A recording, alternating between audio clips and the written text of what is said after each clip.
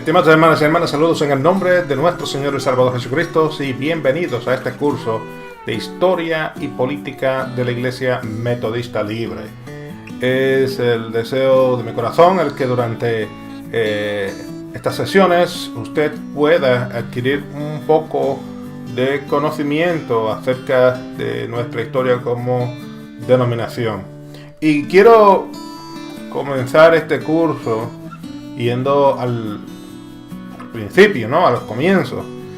Y cuando hablamos nosotros de la Iglesia Metodista Libre no podemos hablarlo únicamente dentro de ese marco institucional, sino que debemos de ir a los comienzos, ¿no? Al principio.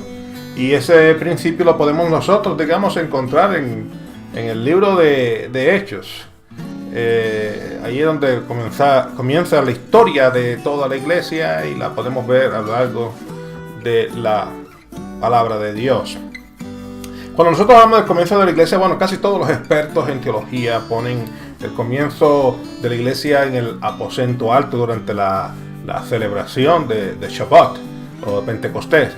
Sin embargo, algunos estudiosos, por supuesto, también argumentan que el nacimiento de la iglesia ocurrió realmente en Juan, capítulo 20, versos 22, antes de la misma ascensión de Jesús al cielo. Cuando Él entra en forma súbita en este salón de reunión y Jesús sopla sobre sus discípulos y les dice: recibid el Espíritu Santo. Claro, cuando si Jesús dice recibid el Espíritu Santo, yo creo que eso es suficiente evidencia ahí para poder nosotros aceptar la realidad de que, bueno, Jesús en aquel momento sopló el neuma. Y vemos nosotros que estaba ahí. Lo que pasa es que realmente no podemos ver ese Espíritu Santo entrar en total acción hasta que los 120 se encuentran en el aposento alto. Así que, bueno, independientemente de quién tenga la razón, lo que sí podemos nosotros ver es que a partir del suceso ocurrido en el aposento alto, el día de Pentecostés, vemos nosotros el comienzo de la iglesia de Jesucristo en su carácter único, de voz proclamadora de la verdad, como ente de discipulado y como agente de envío a comunidades locales, regionales y globales. Este comienzo ha marcado la vida, digamos, de toda la iglesia, independientemente de sus tradiciones, hasta el día de hoy. Y de hecho, vemos en el mismo un patrón de ministerio, el cual tendría como resultado, digamos, la propagación de la fe cristiana alrededor del mundo. Este comienzo de la iglesia es uno, digamos, con estructura. Dios no es loco. Dios establece una iglesia y establece también estructura. Y una de las razones por las cuales el cristianismo avanzó rápidamente a través del mundo greco-romano fue debido justamente a esta estructura de liderazgo. La iglesia tenía como líderes máximos a los apóstoles, quienes nombraron ellos presbíteros, y cuando hablamos de presbíteros, pues pudiéramos intercambiar títulos de presbíteros o ancianos o pastores, y también se nombraron diáconos. Estos líderes establecen las primeras doctrinas de la iglesia y batallaron en contra del sincretismo religioso y el gnosticismo que amenazó con destruir la naciente iglesia.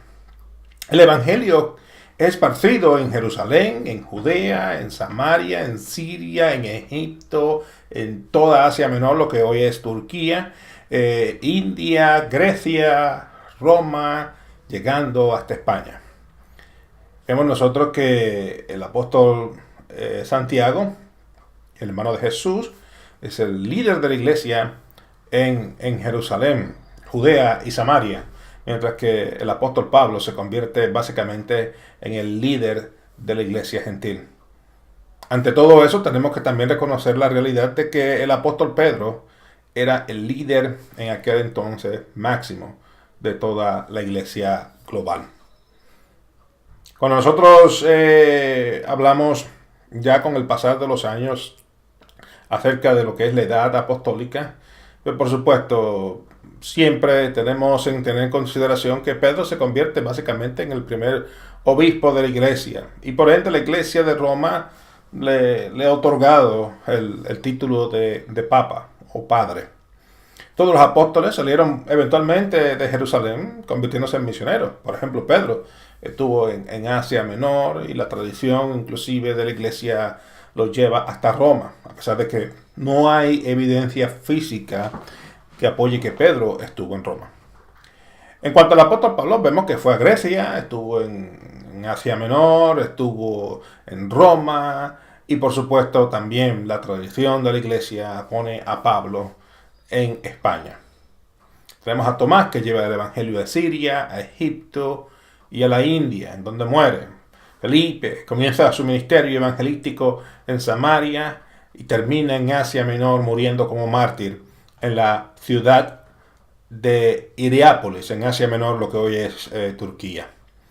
Y vemos que esa edad apostólica culmina finalmente con la muerte del apóstol Juan en la ciudad de Éfeso, en el año, bueno, alrededor del año 100 después de Cristo. Y de ahí entonces pues podemos pasar a otro periodo, de la época o periodo apostólico, podemos pasar a los padres de la iglesia. Los padres de la iglesia básicamente son los hijos espirituales o los hijos y los nietos espirituales que se convierten en esa segunda, tercera generación de líderes dentro de la iglesia. Y tanto los líderes principales de esta generación como de las subsecuentes tres generaciones son en grande medida conocidos como los padres de la iglesia. Y la organización de la iglesia pues entonces comienza a tener cambios jerárquicos. Por ejemplo, la posición de apóstol es descontinuada por el liderazgo de la iglesia de aquel entonces a fin de, digamos, honrar a aquellos primeros líderes de la iglesia, pese a que, por supuesto, yo soy de los que creo que la unción apostólica permanece en la iglesia hasta el día de hoy, y lo vemos nosotros a lo largo de la escritura como evidencia de eso. Y eso es teniendo, por supuesto, haciendo una pausa aquí, porque es un tema bastante controversial en el cual siempre se me pregunta que si existen apóstoles hoy día, porque ven en la televisión apóstoles o ven que hay pastores que utilizan el título de apóstol. Y sin entrar en contiendas o discusiones acerca de este tema, sí yo puedo asegurarle a usted que la unción apostólica permanece en la iglesia en el día de hoy. Y vemos que básicamente los obispos han sido los que toman este rol apostólico en la iglesia en estos primeros años luego de la muerte de los primeros 12 apóstoles. Y cuando hablamos de 12 apóstoles, había más de 12 apóstoles. Tenemos que ser muy claros acerca de esto. Habían otros apóstoles. Pablo no era uno de los 12 apóstoles. Y vemos que nos presenta las escrituras también a Junias como una entre los apóstoles. Así que había muchos otros apóstoles en adición a los 12 originales. Pero por alguna razón, siempre se ha dicho que ha sido por razón de respeto y de honor a estos primeros apóstoles. La posición de apóstol, la iglesia en términos generales, como título, la ha descontinuado y utilizan otros términos. Por ejemplo, los obispos toman ese rol apostólico en la iglesia. Y el ministerio del diaconado no sufre ningún tipo de cambio, pero los presbíteros o ancianos sí comienzan a adquirir mayor preponderancia dentro de la iglesia durante el periodo de los padres de la iglesia. Y bueno, los padres de la iglesia no solamente fueron obispos, pero también fueron grandes teólogos quienes mediante sus escritos expandieron la visión teológica de la iglesia. Muchos de estos escritos fueron de beneficio a la naciente iglesia, pero otros se convirtieron en vergüenza para la fe cristiana. No podemos negar esa realidad, especialmente escritos que eran antisemitas, eran antijudíos y que hasta el día de hoy han causado división y daño dentro de las comunidades cristianas y judías. Entre las cosas positivas de estos individuos podemos encontrar sus batallas en contra de falsas doctrinas, el establecimiento, digamos, de una cristología mucho más profunda y digamos que el error más grande de los padres de la iglesia fue el de comenzar a cerrar las puertas de la iglesia a los judíos. Entre los padres de la iglesia más influyentes, por supuesto, tenemos a Atanasio, Ireneos, Juan Crisóstomo, tenemos a Gregorio de Nicea, tenemos a Gregorio de Nanciasos, a Basilio el Grande, Ambrosio de Milán, Jerónimo, San Agustín, Clemente de Roma, Ignacio de Antioquía, Policarpo, entre otros. Solamente estoy mencionando algunos de ellos, quienes se convierten en grandes voces dentro de la iglesia cristiana. Ahora bien, ya cuando nosotros comenzamos a ver grandes discrepancias y problemas desde el comienzo de la iglesia, pues tienen que hacerse grandes reuniones o eventos para poder dilucidar estos tipos de conversaciones o de disputas, ¿no? Muchas de ellas eran de carácter teológico, yo diría que la mayoría de ellas fueron de carácter teológico. Y el primer concilio que vemos nosotros en la historia de la iglesia es el concilio de Jerusalén en el año 50. En el año 50 después de Cristo. Y su propósito fue el de aceptar formalmente dentro de la iglesia a los gentiles convertidos. Y se establece como norma que los creyentes gentiles pues no tienen que circuncidarse, pero a la misma vez se mantienen las prohibiciones de comer sangre, de comer animales ahogados y de practicar idolatría o coparticipar en actos de idolatría o en comer comida que ha sido sacrificada a ídolos. Y de ahí entonces pues vemos que hay la necesidad de que haya otro concilio, y en esta ocasión es acerca de un tema que ha traído controversia desde sus comienzos hasta el día de hoy. Se han hecho muchísimos concilios ecuménicos a lo largo de la historia de la iglesia, pero todavía este tema sigue ahí en la palestra, sigue candente y no ha tenido una solución final, pese a que la iglesia en términos generales ha adoptado una doctrina y quienes en términos de esto, pues de acuerdo a qué rama de la iglesia pertenezca, si uno está bien o está equivocado. Por ejemplo, el primer concilio ecuménico de Nicea en el año 325 tuvo como propósito establecer una doctrina uniforme en cuanto a la naturaleza de Cristo. Si Cristo era 100% Dios o 100% hombre, o si Jesucristo no lo era. Y ahí entonces vemos nosotros una serie de controversias cristológicas, las cuales nos llevan por cientos de años. Yo diría que digamos los últimos 1500 años han sido de una conversación controversial acerca de este tema. De ahí vemos en el año 381 que vemos el primer concilio ecuménico en Constantinopla, y debido nuevamente a este asunto de la naturaleza de Cristo, lo cual no fue nunca subsanado, nunca tuvo una conclusión final en el concilio de Nicea. Y entonces se hace este segundo concilio con el fin de resolver este asunto de una vez y para siempre, pero no ocurre.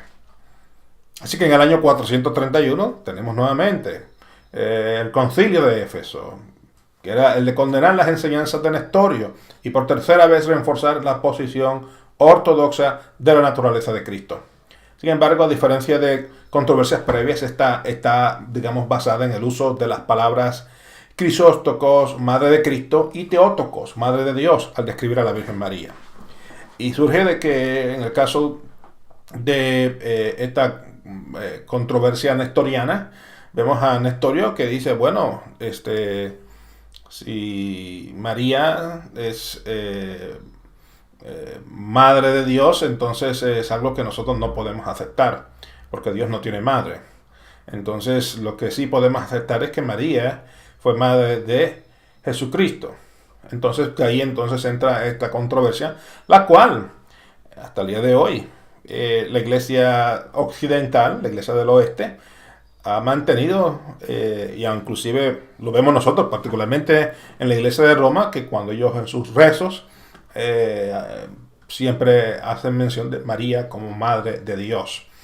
Así que esta controversia pues causa, por supuesto, una división dentro de parte del cuerpo de Cristo, y hasta el día de hoy tenemos una iglesia nestoriana en el este, la cual está en completo desacuerdo con la iglesia de Roma y con gran parte de las iglesias ortodoxas con respecto a María como Madre de Jesús o Madre de Dios. Y de ahí entonces entramos nosotros al concilio de Calcedonia en el año 451, Vemos nosotros que la naturaleza de Cristo es presentada nuevamente en este concilio frente a posiciones teológicas diferentes. Tenemos, por ejemplo, en este caso a los cristianos cópticos, los cristianos etíopes, los cristianos siriacos, los cristianos sirios, los cristianos de la India y los cristianos de Armenia.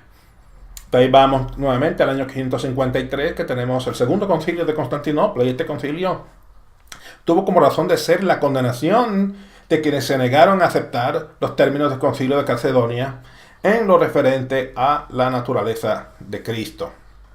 Vamos de nuevo al año 680, que tenemos el tercer concilio de Constantinopla, y como en concilios anteriores la naturaleza de Cristo estaba en disputa, por lo que la Iglesia se reúne por sexta ocasión a fin de confirmar su posición teológica y condenar a sus oponentes. Vemos nosotros que unos años más tarde, en el año 787, hay otro concilio nuevamente en la ciudad de Nicea. Ahí vemos que se reúnen por segunda vez en la ciudad de Nicea, y luego en este caso pues había una controversia acerca del uso de imágenes en la iglesia. El emperador Constantino V básicamente había puesto una prohibición del uso de imágenes en las iglesias, debido a que en el Antiguo Testamento tenemos nosotros la prohibición de ella. Pero bueno, luego de muchas discusiones, este segundo concilio de Nicea decide restablecer la práctica de la veneración de imágenes en las iglesias. Y el resultado de estos concilios ecuménicos fue básicamente la fragmentación de la iglesia en tres grupos. Tenemos la iglesia de Roma, la iglesia en Constantinopla y la iglesia en Alejandría. Y pudiéramos nosotros estar hablando de todos estos detalles, nos tomaría mucho más tiempo, y esto es un curso breve de lo que es la historia de la Iglesia Metodista Libre, por lo cual nosotros no vamos a entrar en los detalles. Ya eso se necesitaría tomar usted un curso de historia de la iglesia para poder entrar en los detalles de por qué y cuándo y cómo hemos llegado a lo que hemos llegado en el día de hoy. Básicamente lo que queremos es tomar una ruta más rápida para poder entonces llegar nosotros al periodo metodista. Otros eventos importantes que nosotros vemos a lo largo de esta historia es que en el año 597 el Papa Gregorio I envía a Agustín de Canterbury como misioneros a las Islas Británicas. También vemos que unos años más tarde, en el año 622, Mahoma establece el Islam como religión. Y vemos nosotros que unos años más tarde, unos 15 años más tarde realmente, en el año 637 los musulmanes conquistan a Jerusalén por primera vez. Y vemos que ya con el pasar de los años, ya la división que había continuado con el pasar del tiempo, llega a tal punto que en el año 1054 la iglesia es oficialmente dividida entre la iglesia de Roma, que es la iglesia de Occidente, y la iglesia ortodoxa, que es la iglesia oriental. Y este es el comienzo, digamos, de la Edad Media. De ahí pasamos entonces al año 1095, en el cual Urbano II, quien era el Papa en aquel entonces, comienza las cruzadas, el periodo de las cruzadas. ¿Y por qué hubieron cruzadas? Bueno, hubieron cruzadas porque el avance islámico era tan grande, alcanzando tantos territorios, que el Papa entendía de que ya era una amenaza para el cristianismo en aquel entonces. Y por supuesto, la segunda razón era el que se conquistara la ciudad de Jerusalén, se recuperara de las manos de los musulmanes, y de ahí entonces se tiene como segunda razón esto. Y vemos que hay grandes cruzadas. De hecho, fueron 7 importantes cruzadas que hubieron hasta el año 1291. En ese periodo de tiempo, pues hay grandes batallas, y el cristianismo tiene la ciudad de Jerusalén por un tiempo, pero nuevamente la pierde a manos de Saladín. Constantinopla entonces cae finalmente en manos de los musulmanes en el año 1453. Y esta conquista básicamente lo que hace es que limita el avance de la Iglesia del Este, poniendo, digamos, a la Iglesia de Roma en una posición ventajosa. Pese a esto, la condición moral y espiritual de la Iglesia de Roma nos lleva entonces a un periodo de 1000 años de pecado, de violencia y de perdición. Y en medio de esa Edad Media, pues básicamente tenemos a una iglesia de Roma que se convierte en el eje de la vida en toda Europa. El poder del clero es dominante a lo largo de todo este continente europeo. En primer lugar, por supuesto, tenemos al Papa, seguido por los cardenales, los obispos, los sacerdotes, los monjes y monjas. Y el Papa entonces dominaba no solamente la vida religiosa, pero también la vida política. Los papas en este periodo pues abusan de su poder, teniendo como consecuencia guerra. Tenemos a los Borgias, por ejemplo, tenemos la compra de títulos y posesiones religiosas, la venta de indulgencia, y la iglesia básicamente obliga a sus ciudadanos a que paguen un diezmo. Los monasterios entonces toman básicamente el rol de salvaguardar la iglesia, y vemos nosotros que ellos comienzan a proteger antiguos documentos escritos por los padres de la iglesia y comienzan, digamos, también a educar en gran medida a las clases privilegiadas. La iglesia utiliza el tema, digamos, de la salvación como una herramienta para amedrentar, para controlar a la población. Y para el año 1000, la iglesia lanza entonces una campaña de persecución en contra de los judíos. La misma, por supuesto, tiene grandes repercusiones hasta llegar nosotros al siglo XXI. En medio de todo esto, vemos entonces que ya para el año 1200 San Francisco de Asís y Domingo establecieron sus órdenes de monjes, quienes tenían como principal atractivo el que no se retiraban ellos en soledad, como lo hacían la mayoría de los monjes, sino que trabajaban en las comunidades locales. Y en el año 1384 entonces tenemos a Juan Wycliffe, quien muere luego de trabajar en la traducción de la Biblia en el idioma inglés. Y claro, cuando habló que muere fue que lo quemaron en la hoguera. En el año 1492, los judíos fueron expulsados de España por los reyes católicos luego de que Fernando e Isabel pudieran conquistar la ciudad de Granada, que era el último enclave islámico en España. Y en el año 1517, dentro de una serie de grandes luchas, vemos nosotros a un hombre que era un monje alemán llamado Martín Lutero, que en el año 1517 pone en las puertas de la catedral de Wittenberg, Alemania, 95 tesis que transforman al mundo al nacer consigo la Reforma Protestante. Y esto es muy interesante porque cuando hablamos nosotros de Lutero y sus 95 tesis, su interés en aquel entonces no era dividir la iglesia, su interés tampoco era el de crear ningún tipo de controversia. En aquel entonces, cuando habían eventos o reuniones, se ponían en tablones de dictos públicos para invitar a la gente. Y surge de que la puerta de la catedral era un tablón también de edictos públicos. Él quería hacer una reunión con sus estudiantes y con otros colegas profesores de la Universidad de Wittenberg para discutir estos temas. Y él no tenía no tenía en aquel entonces ningún interés de esparcir ningún movimiento que dividiera la iglesia. A alguien se le ocurrió el imprimir copias de estas 95 tesis, y ahí entonces sí que vemos cómo se esparce como un fuego esta reforma protestante, la cual en su carácter original no era intencional.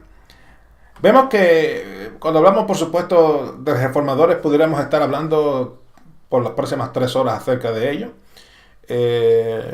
Los más conocidos serían, digamos, Martín Lutero en Alemania, Juan Calvino en Suiza, Ulrico Zwingli en Suiza, Thomas Cranmer en Inglaterra, Juan Knox en Escocia, William Tyndale en Inglaterra, Conrad Pelikan en Alemania, pero hay muchísimos otros quienes han hecho unas contribuciones inmensas a la iglesia. Pudiéramos hablar inclusive de personas quienes, como en el caso de Wycliffe o en el caso de Juan Hughes, quienes fueron, digamos, los pre-reformadores, quienes debido a sus enseñanzas y predicaciones abrieron puertas para que eventualmente Lutero y los demás grandes reformadores pudieran establecer este gran movimiento a lo largo y lo ancho de Europa.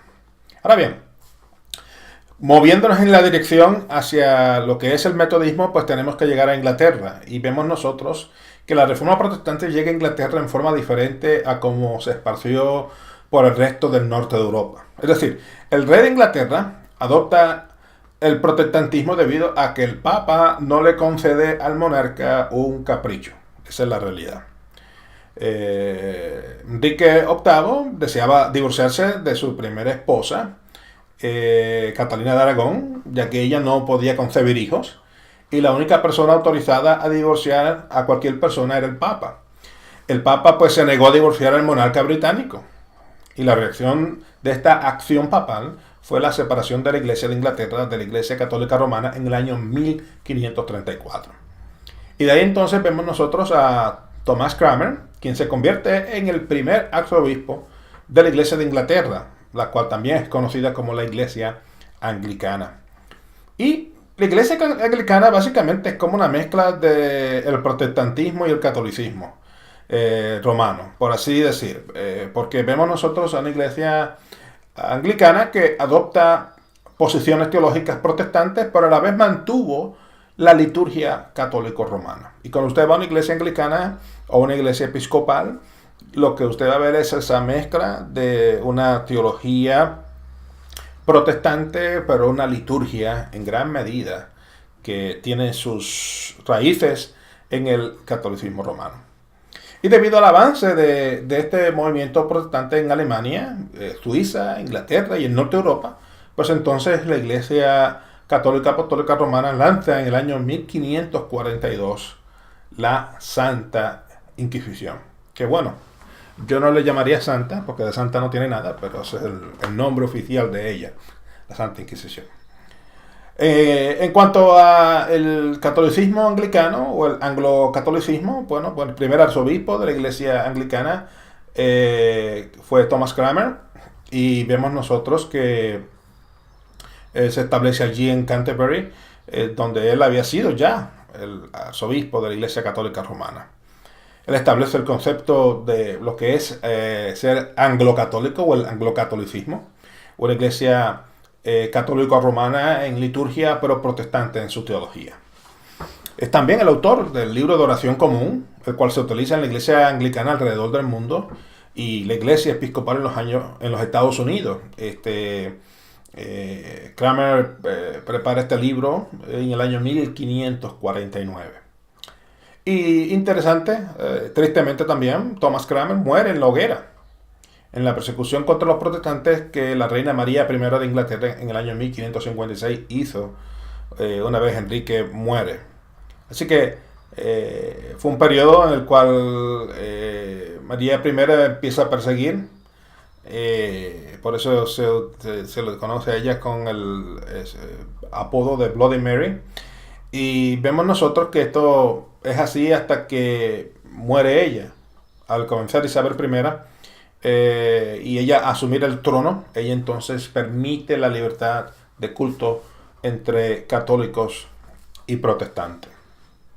Ahora bien, llegando nosotros ya al siglo XVIII, vemos a una iglesia anglicana que había superado sus mayores crisis, y como resultado de esto, pues se volvió una organización o una institución muy complaciente. A pesar de que la mayoría de los británicos eran miembros de esta iglesia, en realidad esta era una denominación operada y controlada por la nobleza y por otras familias adineradas. Los obispos eran nombrados en aquel entonces de acuerdo a las preferencias políticas del momento, en vez de por razones espirituales. Y vemos nosotros que lo que se conoce en Inglaterra como el movimiento entusiasta, lo que quizás nosotros en el mundo iberoamericano llamamos el movimiento carismático, era considerado como algo peligroso. Y básicamente el status quo era la orden del día, era algo preponderante en todos los niveles de la iglesia. Los vicarios y los rectores pues tenían un poder social inmenso en las comunidades locales. Y la crisis espiritual de la iglesia de Inglaterra fue tal que surgió la necesidad de establecer un movimiento de renovación con el fin de regresar a esos principios bíblicos por los cuales la iglesia existe. Y este momento es en el que nace un movimiento de renovación llamado el metodismo. Bueno, Hasta aquí nosotros hemos llegado con esta primera sesión y confío que usted pueda continuar viendo los próximos videos y los próximos segmentos en los cuales estaré yo compartiendo con vosotros acerca de esta historia maravillosa, hermosa, que nos lleva hasta este presente en el cual tenemos una iglesia metodista libre global para la gloria y la honra del Señor. Así que el Señor les continúe bendiciendo y hacia adelante en el Señor.